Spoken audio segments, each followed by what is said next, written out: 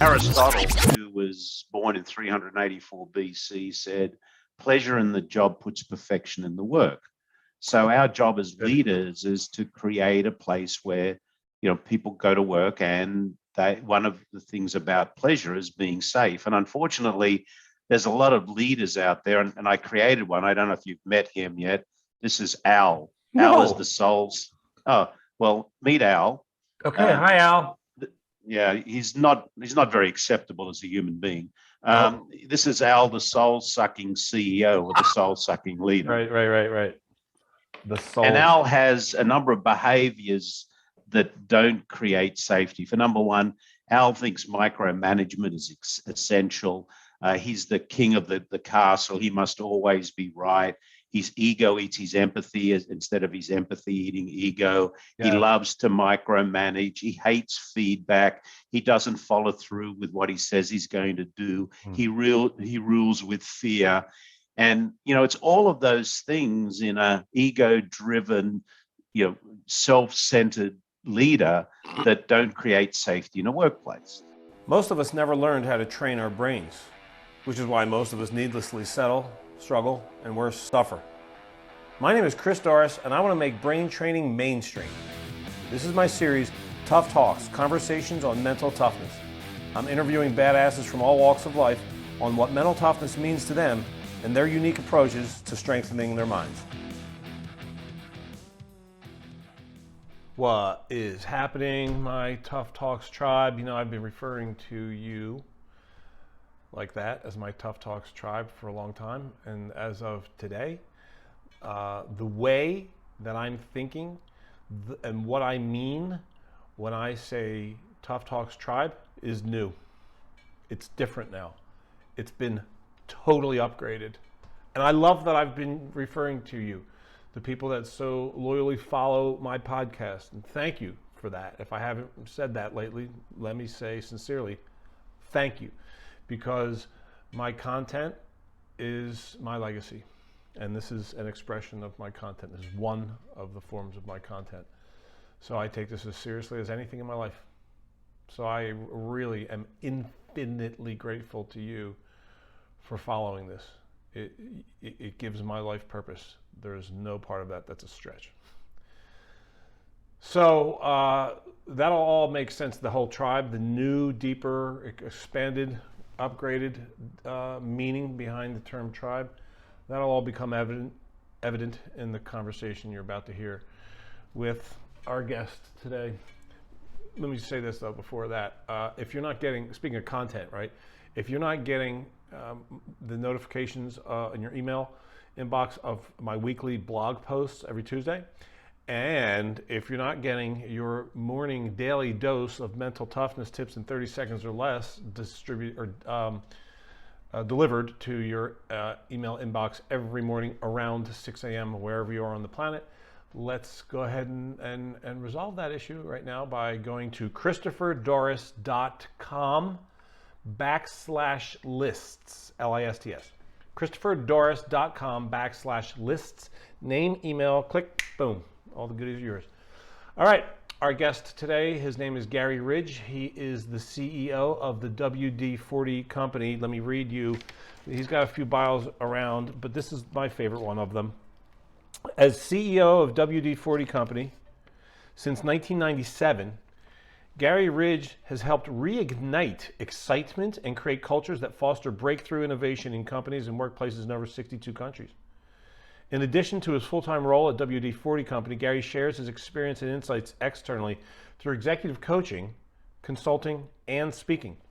Named by Inc. magazine as one of the top 10 global CEOs, his first-hand experiences in transforming a global brand with a market cap, this is actually inaccurate, it's better than this, market cap of $2.5 billion, as well as his deep, profound commitment to creating workplace cultures that support the individual passions of all who work there, have attracted the recognition of today's most influential thought leaders. In 2016, he was named Igniter of the Year by Simon Sinek, author of Start With Why, How Great Leaders Inspire Others to Take Action. And he also wrote Leaders Eat Last, Why Some Teams Pull Together and Others Don't. Most recently, he's a contributor in the Marshall Goldsmith and Frances Hesselbein book. I met her, and we're going to talk about that. That's amazing. This is amazing. She's 106 years old, Frances, at the time of this recording, which is February 4th, 2022. Frances Hesselbein was the CEO of Girl Scouts of USA for a long time. She's one of the greatest leaders in the history of the world. Anyway, Garry contributed to a book that Marshall Goldsmith and Frances co-authored entitled Work is Love Made Visible.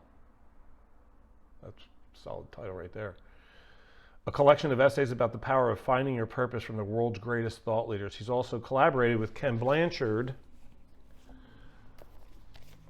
on this, helping people win at work. Ken Blanchard, by the way, is he's the guy who did all the 1 Minute Manager series, and also this is my favorite book of Ken Blanchard. We have a lot of show and tell going on today. I can't wait to talk with this Tim, and of course we have some product. So while Garry continues to develop his own book projects, other authors write about his work at the WD-40 Company, and the WD-40 Company is featured in the 2018 book by Whitney Johnson, Build an A-Team, Play to Their Strengths and Lead Them Up the Learning Curve. Additionally, Fast Company magazine co-founder William Taylor also featured Garry's work in revitalizing innovation at WD-40 Company in his newest book, Simply Brilliant. As part of his lifelong commitment to helping others learn and develop, Garry is also an adjunct professor at the University of San Diego, the talent management and succession planning. He is also certified as a coach using the Marshall Goldsmith stakeholder-centered coaching model. The guy is incredible. I'm so excited to meet him. I have not spoken to him, not one word. And this is it. This is the beginning. I'm pumped. We're going to have a lot of goodies to share. All right. He's waiting for us. Let's go find him. Where are you, Garry? There he is, Mr. Garry Ridge. Garry, thank you so very much for making time for my Tough Talks tribe today. G'day, Chris. It's great to be with you. Thanks a lot. Yeah, and a quick shout out to Meredith Bell for this beautiful introduction. I've been looking she's amazing. Thank you, Meredith. And, she's amazing. Yeah, right. The greatest connector I've ever known. So definitely. I want to share a couple things with you before we dive in. I have a million questions for you. But I want to share a couple things with you first. One, as I was reading, you're an amazing writer, you're an amazing storyteller, and obviously a remarkable leader. But as I was researching you, I got to tell you, it must be 100 times. I spent hours reading your materials and studying you and your company. And it has to have been 100 times where you would use some language that would remind me instantly of my greatest professional influence in my life, the late, great Jim Myers, who's my mentor, who was also the CEO of many companies in his time and ran an executive forum out here where, he was mentoring the CEOs of First Solar, Electric, and Avnet, and then tiny companies as well. But he led with love. He defined success as the art of getting the most out of your people. So I just want to say thank you for reminding me of him. And secondly, leading up to this all week, I've been asking my friends for fun, hey, do you have any WD-40 in the house? And I'm telling you, every single one of them said they would respond as if I just asked them, does your house have a bathroom in it? And they're all like, of course. So as recent as this morning, I was texting with a buddy of mine, who incidentally, his name is Jeff Ritter. He's a former guest on this podcast. He's a world-renowned golf instructor. And I said, do you have any WD-40 in the house? And of course, he goes, of course I do. I used it on the squeaky door just yesterday. I'm going to spray my bike chain with it when I get back home. And I said, that's great. I'm interviewing the CEO, Garry Ridge, this morning for the podcast. And he said, that's awesome. Tell him, as citizens of Earth, we all appreciate the silence. It took me a minute to get the silence. Oh, yes, right. Getting rid of the squeaks. So. Very cool. That is cool. What is it like for people who get to, you of course included, but everybody who gets to, and I'm using that language very mindfully, what's it like for people who get to work at the WD-40 company? Well, Chris, I hope it's a place where people go to work every day. They make a contribution to something bigger than themselves. They feel safe and are protected and set free by a compelling set of values. They learn something new and they go home happy. That's really what we see as what WD-40 should be all about. I love that you used the word safety in your response there, and it's all over everything that you write. Oh, by the way, this article is incredible, and thank you, Holly, for making sure that I got this. This is incredible. When did you write this? Oh, I don't remember. Well, it references something in 2018, so it's obviously after that. So it's probably 2019. There's a whole bunch of them. I can't remember the exact timeline now. Yeah. Okay. Oh, okay. So you're prolific. I'll be sharing this. Is it okay if I share this in the? Oh, absolutely. Yeah. I'm going to be sharing this with all the leaders that I coach. Absolutely. Thank you. I'll put a link. And for those people who are listening and not looking right now, I'm holding up an article that Garry wrote entitled "The WD-40 Company Tribe Story: How We Turned a Great Company into a Community of Belonging." So the word safety occurs a million times in this 13-page article, and of course in your book with Ken Blanchard. And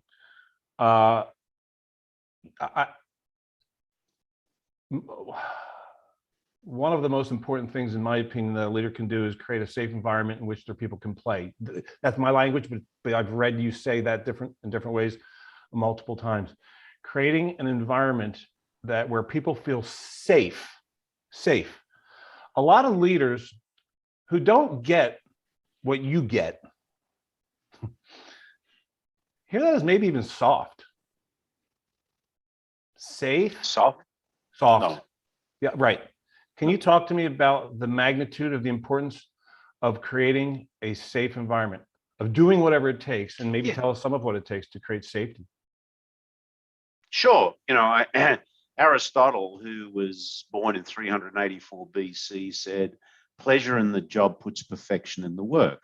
So our job as leaders is to create a place where, people go to work, and one of the things about pleasure is being safe. And unfortunately, there's a lot of leaders out there, and I created one. I don't know if you've met him yet. This is Al. No. Al is the soul's. Oh, well, meet Al.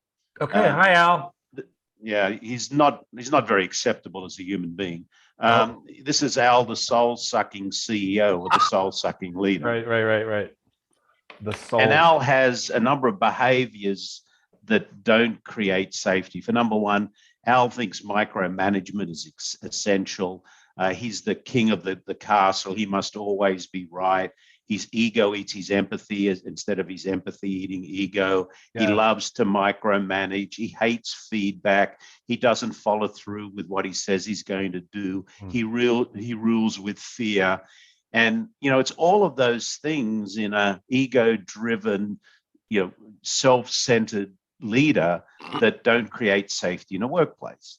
So when you think about the other part of safety, it's the need to belong. And Maslow, in his hierarchy to self-actualization, the first two rungs of that, he actually says are safety and survival. Basically, am I safe, and am I going to be provided with what I need to survive? And the next one is love or belonging. So let's not use that word love in business. My goodness, we can't love people. Right. Of course we can. I mean, we can love who they are. We can love what they do. We can love that we can be with them. And all of that together creates a place where people can feel safe. I mean you no harm is really something that we say all the time, because we're here as coaches, not as managers, as coaches, we'll get to help you. To help you step into the best version of your personal self. So all of that together creates, and vulnerability. Vulnerability is important, particularly as leaders. We're just, you see, I have something simple about life. We're just these simple human beings kind of bumbling our way down this road of life. And what happens is along this road, there are bushes. And in the bushes are these thieves. And these thieves are things like ego and greed and power. And they come into run onto the path, and they pull us off the path of life. And what we need to do as leaders, as people, is keep reminding ourselves, am I being the person I want to be right now? Because we get pulled off by these thieves, and we end up in a bush of where we don't want to be. So we need to. I'm so sorry. Keep going. Yeah. So we need to remind ourselves, who do we want to be as a leader right now?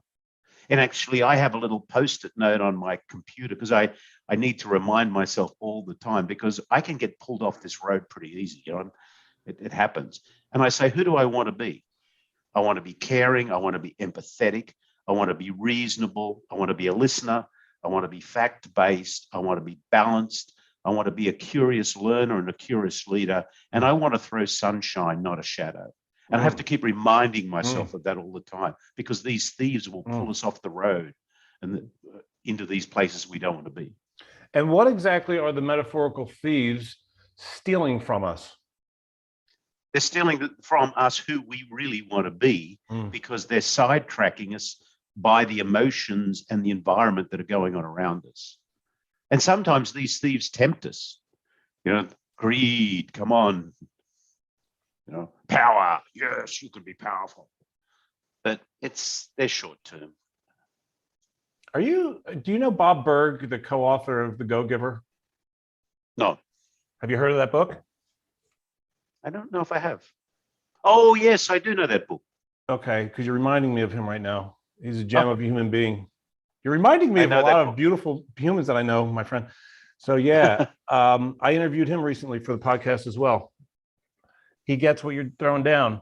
Okay, let's talk about the expense of the absence of. So, I have two questions here from what you just said. Well, I really love to leave every episode here having the audience, my tribe, the Tough Talks tribe, walking away with something tangible, practical, something they can go practice, do that'll enhance whatever it is that they're doing. So let's go to the how. Let's go to the how question first, and then I'll talk about then I want to talk with you about the liability of not creating safety. Like, what is the expense of that? But first, how do your coaches create safety? Well, I think firstly, it's really important that we have a compelling set of values within our organization that drive our behavior. And we do have that. So, what are values there for? They're there to protect you and to set you free at the same time. So it's important to have values in an organization that do that. The second thing is that do you have a culture where the coach is dedicated to helping those that they lead step into the best version of their personal self? Are you dedicated to that, which is so important? And when we talk about a tribe as you do, and the number one responsibility of a tribal leader is to be a learner and a teacher. Going back millions of years, when we first started talking about tribes, I don't know how many years ago it was now, but it was 20 plus years ago. I studied the attributes of the indigenous Australians and the Fijian Islanders. And if we had a time clock and were able to go back thousands of years and observe a group of indigenous Australians meeting in the harsh desert of Australia, what would we observe? We would observe the tribal leader teaching the tribe members how to throw a boomerang. Why? Because the boomerang, there it is, the boomerang was the tool of survival. So the number one responsibility of the tribal leader was to be a learner and a teacher. Learning and teaching, values, belonging, future focus, specialized skills, warriors, and celebration. We don't have the time to cover all of those, but that you elaborate. Those are the 7 values, right? Those are the 7 attributes, right, of all tribes. So yeah, I do use the word tribe, but I got to tell you, in researching you and your company, I'm learning a lot more about tribes, and I will refer to I will behave differently, and refer to my tribe differently, because of my learning from you on that, and that's fascinating to me. Yeah, this was a gift. This was given to me so long ago by a guy named Christian Hills, who played. I was the mental coach for the golf team here at Arizona State University a while ago for about 11 years. He played on the teams. He's from Sydney, and he gave me this as a thank you gift. And I've had this on display in my living room forever because it's beautiful. I mean, what a beautiful, right, gift and very creation. fine looking boomerang there, isn't it though? Right? Which is why I've never thrown it. But I'm going to go get a different one. There's a field next to my house. And I actually, inspired by you, there's actually a YouTube channel up right now, how to throw a traditionally made boomerang. So I've been doing my research. So I'm going to go get one that I don't care if it breaks. I'm going to learn how to do it. I've already been practicing the move. But I looked up, I couldn't read this, the inscription on the back, but would you have any guess what those letters are? It's probably the name of the indigenous tribe. It is, and I figured it out. Yeah. Can you pronounce that? I don't know how to say that appropriately. Winjari. Okay. Yeah. Yeah. Wiradjuri. Wiradjuri. Wiradjuri, or I'm not sure, but the end will be Jari. Windajari. I know the Jari. end will be Jari. Yeah. Okay. Well, that's neat. So thank you, Christian Hills, and thank you for that analogy. Okay, so let's go to the other side of the question, which is, what's the expense, right? What's the liability of not? What is the incredible cost of not doing the work to create an environment that is characterized by safety? There are two things that are real. In the context of a business, there are two things that are extremely important and needed. Number one is the will of the people. Number two is the strategy. So, we can put together a reasonable strategy. Let's take it off to a university. Let's get it marked up. You get 60 out of 100. Most strategies are roughly wrong and probably right. So let's say it's 50-50. But if your will of the people is low, like 10, so 90% of the people who go to work in your organization every day are not engaged, are not aligned with the purpose, they don't feel safe, they don't believe that they're learning something new, then 10 times 50 is 500. But if you've got a will of the people of 80, means 80% of the people who go to work every day are aligned with the purpose, they feel safe, they're treated with respect and dignity, they're learning something new, they're going home happy. 80 times 50 is 4,000. So it's a combination of both. Unfortunately, a lot of leaders get that out of balance. They spend a disproportionate amount of time on just the strategy and not about what you need to execute it. And if you can have the best strategy in the world, but if you don't have brave execution of that strategy, you will not maximize the outcome of your business, and you will not create a thriving economy for your business, which in any thriving economy, the constituents of that economy do very well. Yeah, you're reminding me of Marcus Aurelius now. So now to me, it's like, oh, duh. Right. Right. Years ago, I read something that the Dalai Lama wrote, and he said, our purpose in life is to make people happy. If we can't make them happy, at least don't hurt them. And what I observed, most organizations and most leaders were not making people happy. They were either hurting them or sending them home unhappy. Yeah. And, if we can send people home happy, happy people create happy communities create happy countries create a happy world. And my God, we need a happy world. Amen. And the place where we can do that is in business, because we're touching these people every day. Every day. Yeah, and you mentioned that this is work is where we spend the majority of our waking hours. Mhm. Right? So I love that your answer there so there's two pieces to it. Engaged. Did you say engaged people? What was the descriptor that you used? The will of the people, The which will. is really, it's described, openly as employee engagement. Okay. So are your people, but it's really high employee engagement equals the high will of the people. Oh, good. Oh, nice.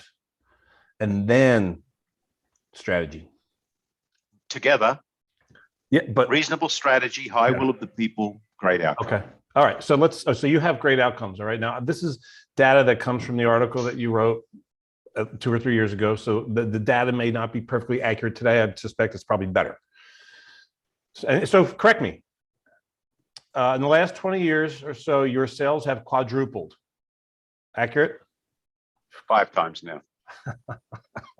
Sorry, I'm giving fake news over here.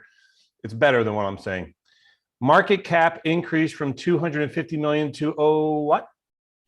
3.2 billion right now. This we need to update this because it said 2 point man. And annual compounded growth rate of total shareholder return was 15%. Do we have any report on that? It's still about the same. Okay. Those are very good numbers. You agree? Mm-hmm. Okay. Yeah. Yeah. Why? And there's one other number. Oh, please share. Employee engagement, 93%.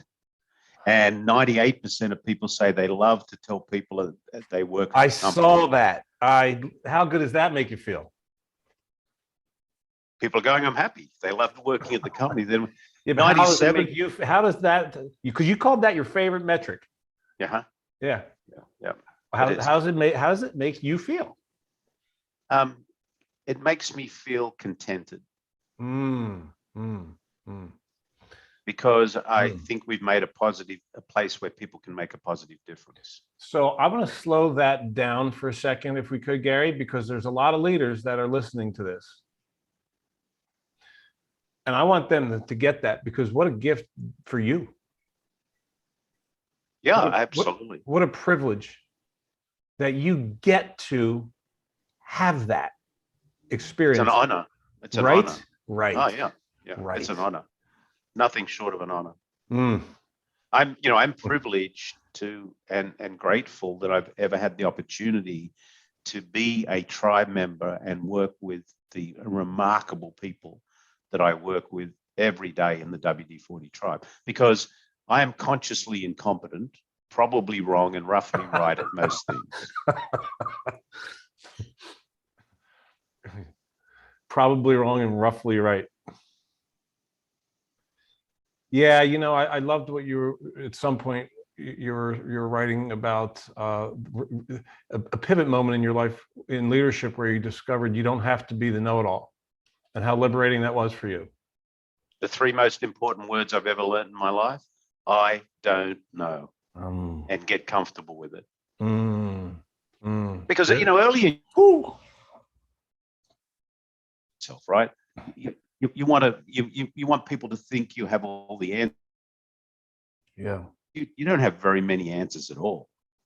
Once you come to grips with that, then it's realizing that our job as a leader or a coach is to have an environment where people can bring their best self to work every day. They feel safe, and they will help you or all of us get to the result we want to get to, because not one of us is as good as all of us. So let's just make sure we're allowing people to bring their brilliance to work. Instead of, you don't have to leave your mind at home when you come to work.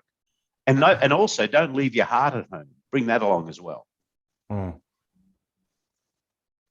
Yeah. Okay. Well, thanks for letting me slow that down, because I know that the folks who are in leadership roles, that's a point that that's a takeaway. That's a gift right there to take away from this conversation, is like, divinely, selfishly speaking, we as leaders / coaches get to create that experience for ourselves by loving our people into safety and into their excellence. And you from what I've learned about you, you've been a great coach over time, right? So Yes. let's think about the attributes of a coach versus a micromanaging leader. A great coach spends most of their time on the sideline and in the locker room. You don't see a great coach running onto the field and picking up the ball. And you're a golfer, right? You coached golf at Arizona, I believe you said. Arizona Have State, you- there's a big difference. Arizona It's a State. rivalry. But I've never seen Tiger Woods' putting coach run onto the putting green Yeah. and take the putter out of the hand of Tiger Woods and make the putt. Right. Right. Where was he? He's on the side of the green observing, Mhm. and then in the locker room giving feedback. And I've never seen a great coach go and steal the green jacket from the winner and put it on. So a coach's job is to spend time on the sideline, in the locker room, observing the play, cheering on, and then giving feedback around, this is what I observed. Here's something you may not have seen. Here's something that may have got in your way. How can I get that out of your way? And in the locker room, building that trusting relationship. Because in the locker room too, you can have those kind of conversations, which are, if they're based on your values, sometimes they can be redirecting conversations, because culture equals values plus behavior times consistency. Hold on a second. I got to get that. Culture equals values plus behavior plus behavior times consistency. times consistency. Okay. And let me give you an example of how values can help you be a great coach. And this is an absolute real situation that happened some time ago. But our number 2 value at WD-40 Company is we value creating positive, lasting memories in all of our relationships. So I'm a coach and I'm in a meeting one morning and someone's in that meeting and they're not creating positive, lasting memories. They've had a bad morning. You can feel the negative toxin emotion, flooding the room, sucking the oxygen out. So what do I do as a coach? Well, I don't jump into the playing field there and redirect them and tell them what to do. However, the meeting finishes and I say to the person, hey, Chris, let's go for a walk. And we walk outside the building and I start looking in a trash can and behind a tree and under a car. And Chris says to me, what the hell are you doing? I say, Chris, the you I know and love was not in that room today. What's on your mind? What's getting in your way? So we start having a conversation. And I say, the reason I want to have that conversation, Chris, is because our number 2 value is creating positive, lasting memories. Yeah. And you weren't doing that. So Chris says to me, this is my morning. I got up late. I kicked my foot on the bed. I spilled coffee in my car. Someone flipped me off. I had a phone conversation with my wife, partner, and significant other that was not necessarily that enjoyable. And I brought all that to the office. And I then spewed all that out. So at the end of the conversation, we have a little coaching session and we agree, hey, that wasn't the memory. High five, all's good. So Chris goes back in and apologizes to a couple of people in the room, and they all say, we know that wasn't you, Chris. You're a good man. No worries, mate. What happens the next day? People are going to Chris saying, hey, mate, you okay? Everything all right? Can I help you with anything? That's using values to redirect behavior around creating a culture of safety. If we didn't have those values to rely on, how could I have coached like that? I probably would have been the manager who wants to manage that person's emotions, but I couldn't do that. I don't remember where I heard or read this recently, but you actually used this word earlier in this conversation at least twice. But someone, somewhere, some great mind, some great thought leader said, the most valuable or most important attribute of a leader is empathy. Oh, yeah. Okay, you agree with that. You're talking about it right now. How do you define empathy? I have a nice way of describing it that relates to me. Chris, you and I are out on a boat and we're out in the middle of the ocean and it's a rough sea. Ooh. And there you are at the side of the boat at the rail and you're throwing up. And I come along and I put my arm around you and I give you a paper towel and I say, I'm sorry that you're sick, feeling sick, Chris. That's sympathy. When I start throwing up next to you, that's empathy. Oh, that's so great. So empathy is living your emotion at the time. And one of the things that this guy does, his ego eats his empathy instead of his empathy eating his ego. Yes. Is that in the, is that in here? No, Al wasn't born when I wrote the book. Where did I hear or read this? I've said it 1,000 times. Yeah, maybe it's okay. Yeah. Yeah. Can you say it again? This is Al. His ego eats his empathy instead of his empathy eating his ego.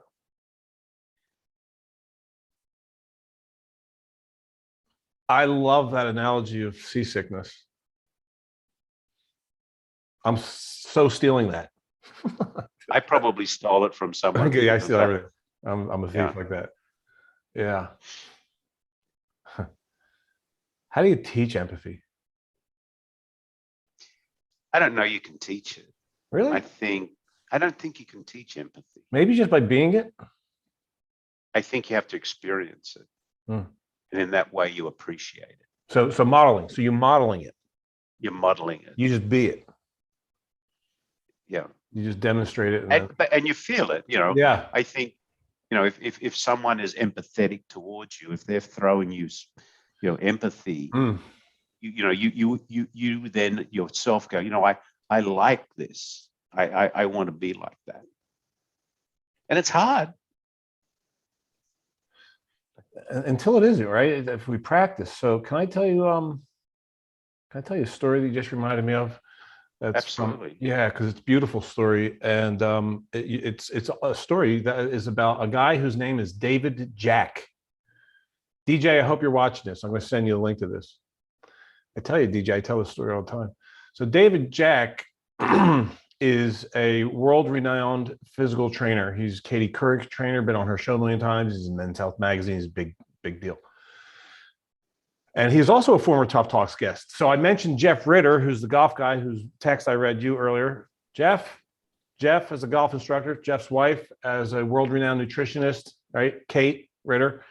David Jack, world-renowned physical trainer, and CD, world-renowned mental coach, are doing an event up in Pebble Beach for Apple, for their financial services leadership team. I never met David Jack until this very day. We're up there, right, the day before our 3-day-long event initiates, and we go for a hike. It's an incredible hike to go overlook the Monterey Bay. The three of them were in like Iron Man shape. This guy, not so much. So I got to tell you, Gary, I was hurting. I mean, bad.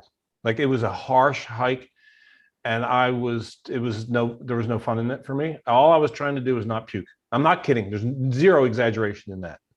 So we get back, and I got all spaghetti legs, and I'm nauseous. I succeeded in not throwing up. So that was my win. I didn't even get to see Monterey Bay because my eyes weren't working. So we get back, and Jeff, we're going to his condo. He lives at the top of this incredible, like, really steep hill. So I'm looking at it thinking, I can't even. So I tell Jeff to go get his car to drive me up the driveway. And he looks at me, he's like, CD, you got to be kidding me right now. I said, get in your damn car. So he's just shaking his head. God. Meanwhile, DJ, David Jack, who I barely know, comes over to me and puts his hand on my shoulder and says, brother, I got you. I know where you're at. I'm going to meet you there. We're going to climb this hill together. You just walk. I'm going to bear crawl it backwards. And now I don't know this guy. I'm all full of judgment. I'm like, we all get that you're in amazing shape, for God's sake. Don't be a damn show off, right? But he's just being in love, like being in a state of loving empathy.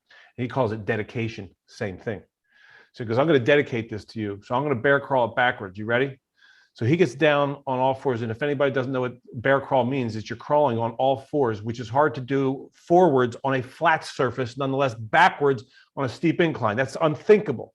especially after that hike. And then after the hike, he did a sprint up some like obsolete railroad tie stairwell called the Stairway to Heaven. Anyway, so he's toast.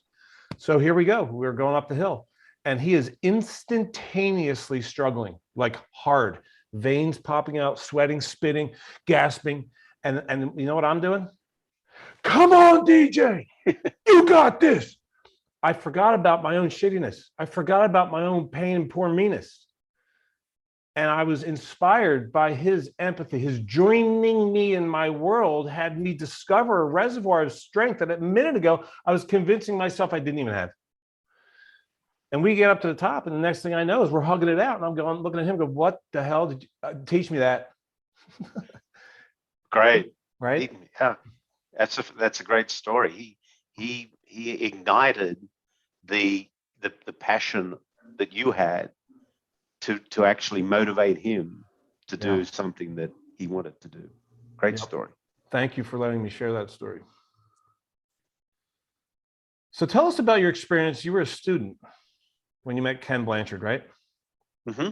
And so he was your teacher. Can you talk to us about the whole, hey, it's the subtitle of the book, Don't Mark My Paper, Help Me Get an A. Can you tell us about that process and how you do that at the WD-40 company? Sure. So back in 1997, I was given the privilege to lead WD-40 as the CEO. I'd only been in the United States for 3 years. I'd been with the company 10. So here's this one-time guy from this Aussie guy, had not long in this country. Now he's the CEO of a public company. Oh, my goodness.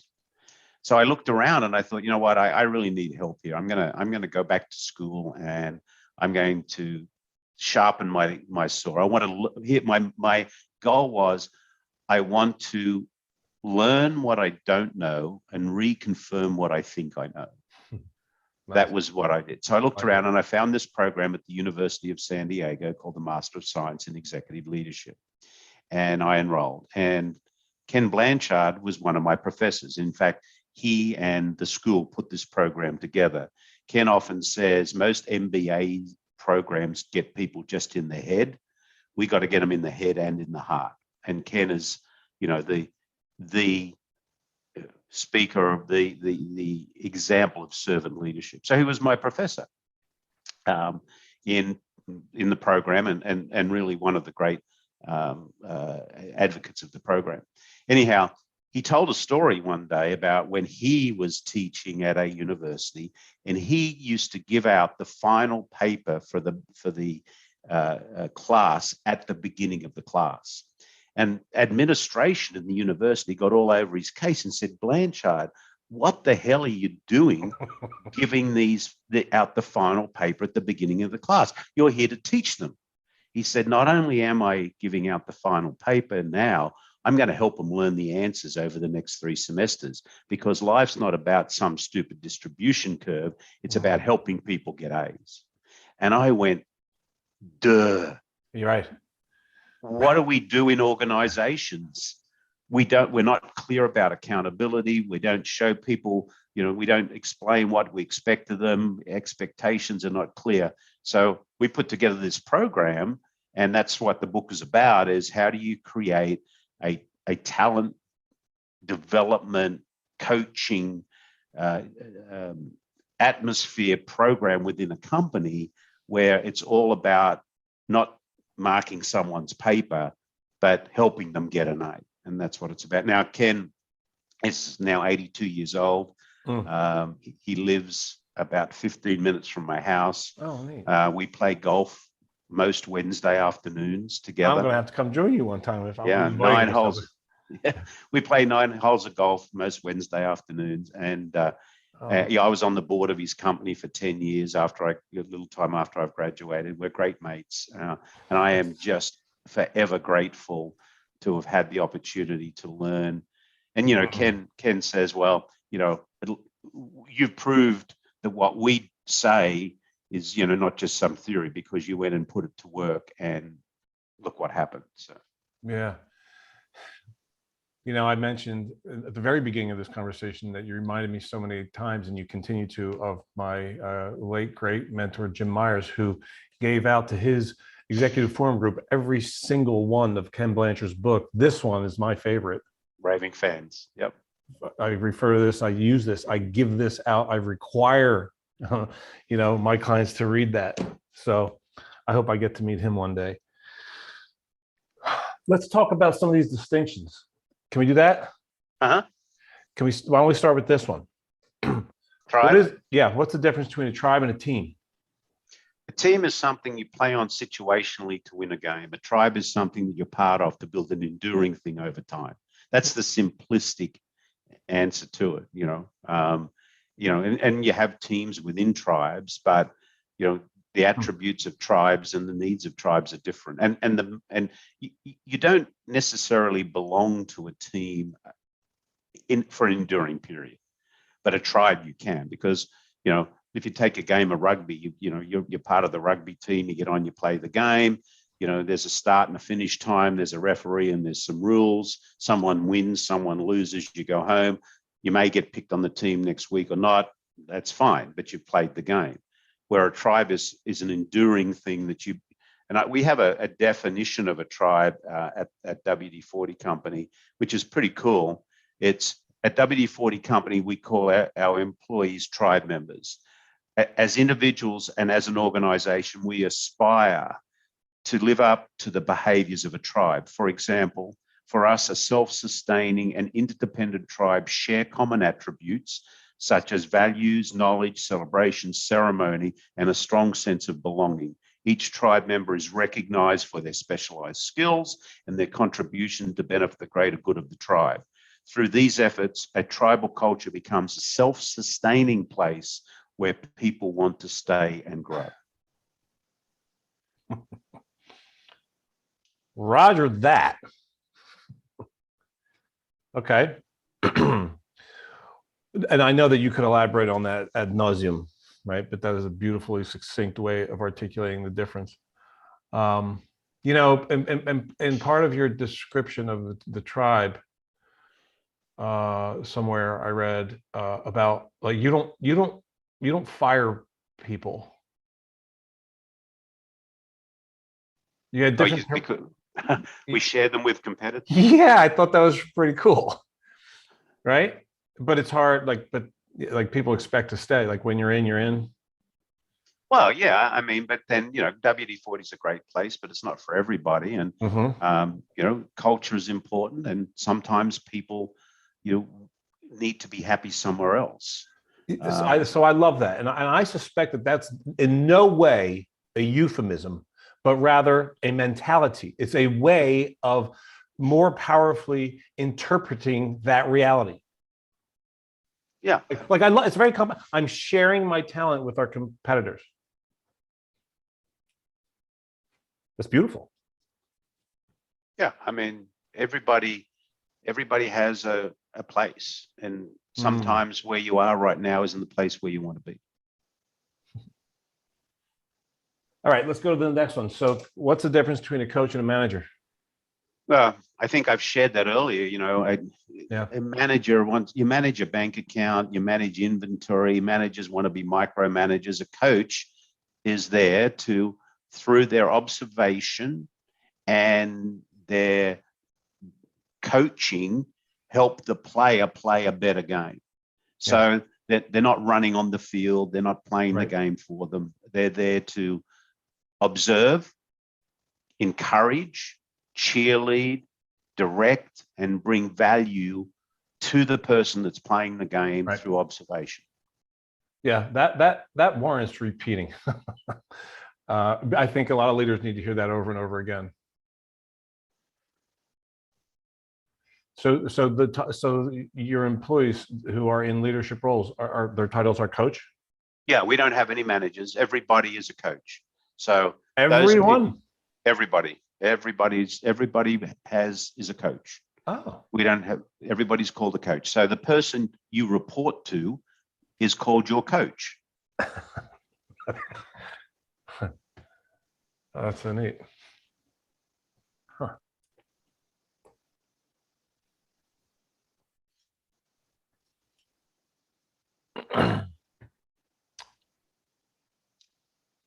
You say that you don't make mistakes at the WD-40 company. How is that even possible?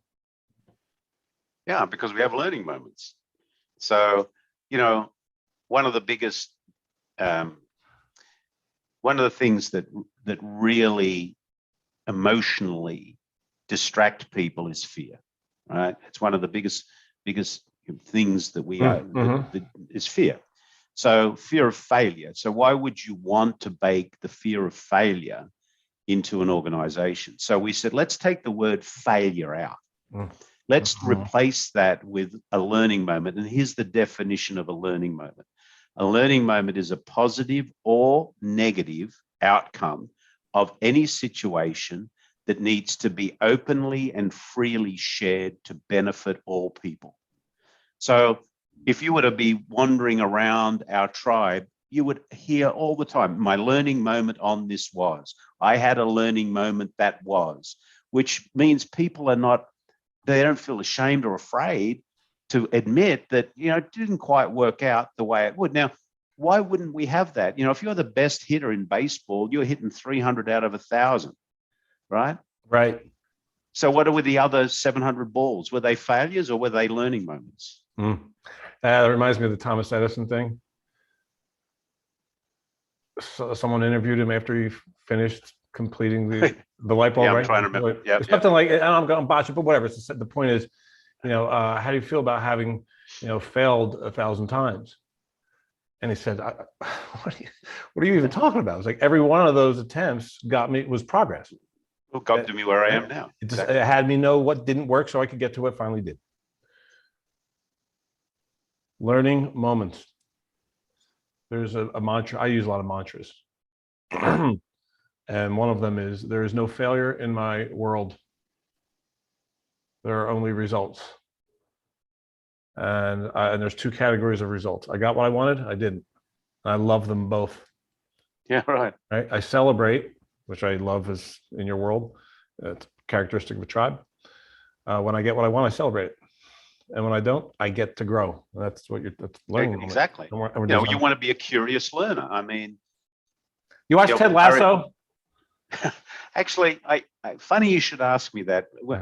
There's so many people were telling me about how they love that show. Yeah. And recently at Christmas, I flew from Los Angeles to Sydney, and they happened to have that show on the entertainment on the plane. So I actually did get to watch I binge watched the first series of that on the way down there, which was I can't remember if it was in the first series, the Be Curious episode when they were playing darts. I don't recall it, but I'm sending it to you. I'll send it to you. Brilliant. Brilliant. You're gonna love it. Brilliant. Okay. A tool that I use in my work, in my coaching is, and it came from my work when I was working exclusively with athletes, competitive athletes, but I use it now with everyone. It's called game face. And a game face is the mood you're in when you're at your best. Everybody's heard the term game face, but most people don't actually know what it really is. And it's a unique, specific state of mind that we're in when we are at our best, and everyone's is unique to them. Right? Like everybody has a thumbprint, but none are identical, right? So everybody's got a game face, and what we need to do is just go figure out what is yours. And mine is warrior, expert, Buddha. So when I'm at my best, I have those three elements. So I was really excited to read about the warrior in your writing. But can you tell us about the happy warrior? Because that seems counterintuitive or contradictory. Happy warrior. Well, I think it's because most people think of that warrior means negative, but it doesn't really mean negative, does it? It's more of a state of wanting to accomplish with a high degree of enthusiasm. So you can accomplish with a high degree of enthusiasm, and you can call yourself a warrior, but you can be happy doing it.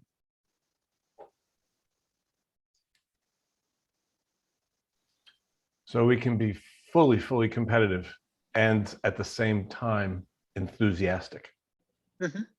And happy. Right. You know, competitive.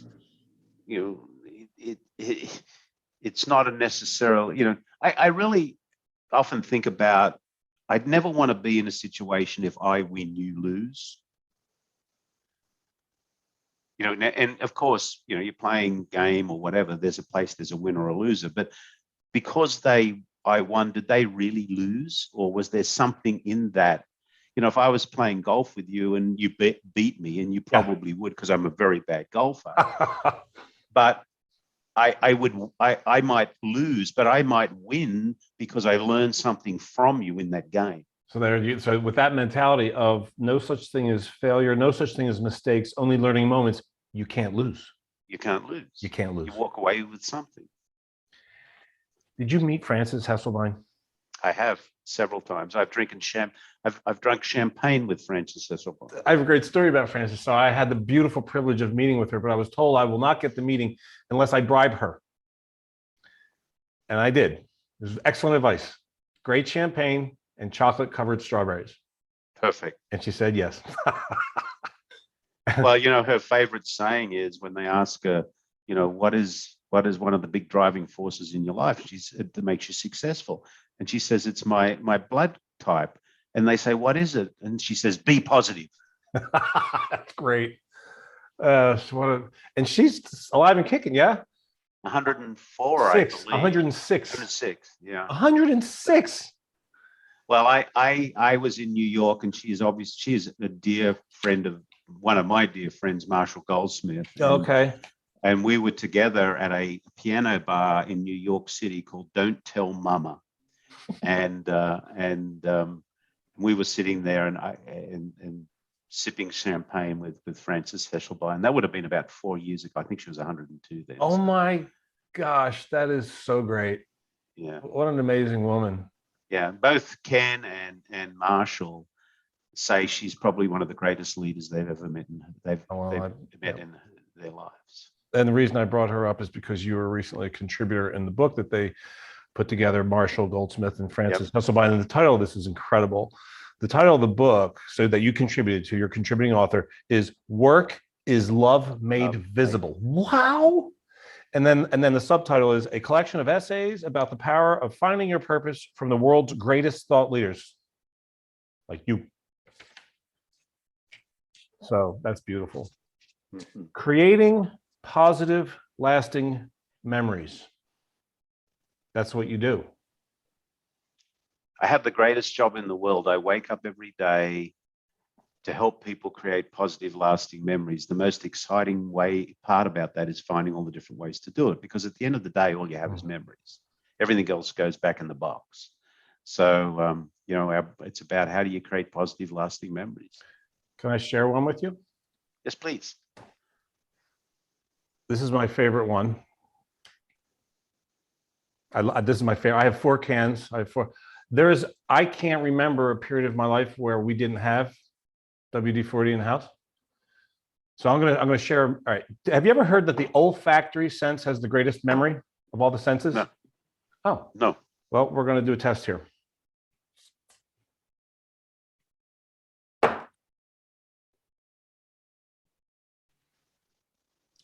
You know where I'm going right now? I'm going back. Workshop with your grandfather. Oh, this is good. So I'm going back to the Jersey Shore. I'm literally transported right now. The smell of WD-40 is taking me back to what we call the utility room at our shore house down in Sea Isle City, New Jersey, where when we got down there, we would go for summers. What a beautiful privilege. But everything's rusted out because it's at the beach, literally 5 houses from the ocean. Right? It's all salt air. Everything is rusted. So you know what I'm smelling right now? Recreation. Oh, yeah. I'm smelling, this smell brings me back to having everything, all my toys work. Exactly. My fishing reels, my bikes, we had a 2-seater, a tandem bike, bicycle built, we call it the bicycle built for, yeah. Beautiful. The bicycle built for 2. I got goosebumps right now, man. And I loved riding that bike, and I loved riding it alone right? I love riding with somebody else, but that was more of like you're worried about them messing up or falling off. I like riding it alone because I felt like I was driving a truck, and that was cool. Yeah. Right. But you had to be careful. You had to go wide and stuff. But when the bike wouldn't work, or if the chain was all rusted out, I'm bummed. And this stuff. We didn't ever even talk one word about how amazing the damn product is. Oh, and by the way, this is good. But that's you certainly, in my world, my friend, have totally succeeded in creating positive, permanently lasting memories. Thank you for that. Thank you. Well, that's why we say that our purpose is we exist to create positive, lasting memories, solving problems in factories, homes, and workshops around the world. We solve problems, we create memories, and we create opportunities. And it's interesting. That's the purpose of the company. Where if someone was to say to you, "What's the purpose of WD-40?" You say, "Stop squeaks, boring." No, people ask me what business we're in. I say, "We're in the memories business." Yeah, man. So beautiful. We're in the memories business. Amen. What a perfect place to wrap up. I want to say thank you. Well, not just for the memories, but for the new wisdom that I'm learning from you. And I am so proud to be able to share you and who you are and how and who you choose to be with the people that I serve. So thank you for being that magnificent gift that I get to give to my people. Well, thank my you. Tribe. Thank you, Chris. Well, I often say, I stole this from Ken Blanchard. I think life's a gift. Don't send it back unwrapped. Amen. Love it. Thank you, Garry, so very much. My pleasure. Best. Cheers. Woo! Yay. Oh, man. Oh, son of a gun. I wanted to show him. He quotes Ram Dass in one of his articles, and I wanted to show him this is an amazing shirt, which was given to me by a client of mine, Zach Oliva, and it's a Ram Dass shirt. I forgot to show him that. Well, hey, Garry, if you're watching this all the way through to the outro, how cool is that? If you want one, Garry, I'll get one of these for you. Okay. So, wow. Thank you again, Meredith Bell, for that remarkable introduction.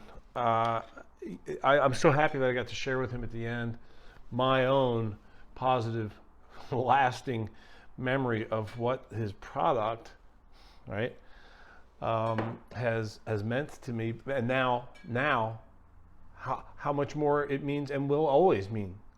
I use this all the time. My garage doors, everything. I just used it the other day on my back patio furniture. They were squeaking. I think this one could use a little WD-40. I'm gonna create a positive, lasting memory with my chair here. Whoo! I'm getting seasick. Speaking of seasick, I love that. How good was that, though? Right? His definition of empathy. Puking with you. Culture equals values plus behavior times consistency. No, I mean, look at these. What great distinctions, right?